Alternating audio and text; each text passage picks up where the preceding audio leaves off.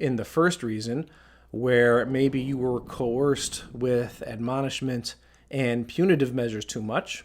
So you might calculate that you don't want to do the same thing with your kid, and without a clear path, plan, and strategy of what to do instead, you make the miscalculation of just assuming that something that is to the opposite of whatever your parents did will work. This type of parenting is also more likely to be done by parents who have attained a higher socioeconomic status than their parents had before them, because there might be an emotional incentive on the part of the parent that goes along with it, where they didn't get much of what they wanted growing up, or they see their own childhood as having not gotten enough of what they wanted, so they have the opportunity to give their child more, and they want to indulge in that in a fair degree. Now, the type of parents who rely on reward incentives to get compliant behavior out of their kids, they are raising children who other adults in that child's life, such as their teachers or maybe their aunts and uncles or whoever else has to deal with the kid from time to time, those adults are referring to those kids as what we call spoiled brats. And unfortunately, we have no shortage of this type of child in the Muslim community.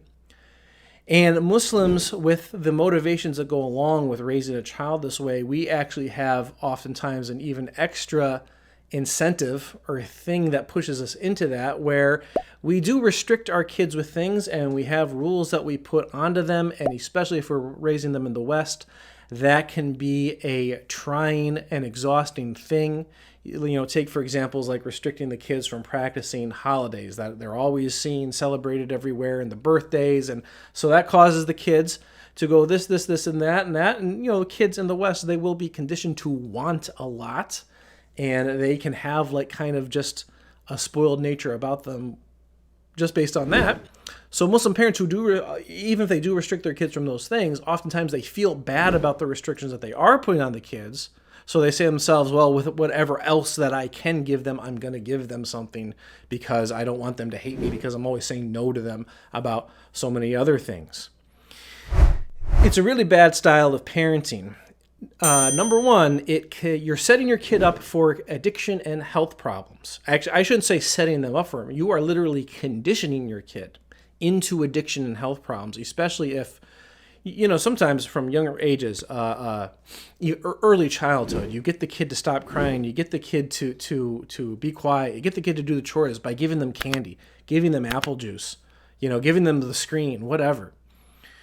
You are literally conditioning the kid that anytime that they need to do something or they're to fulfill some sort of responsibility, they should receive a dopamine hit in order to do it.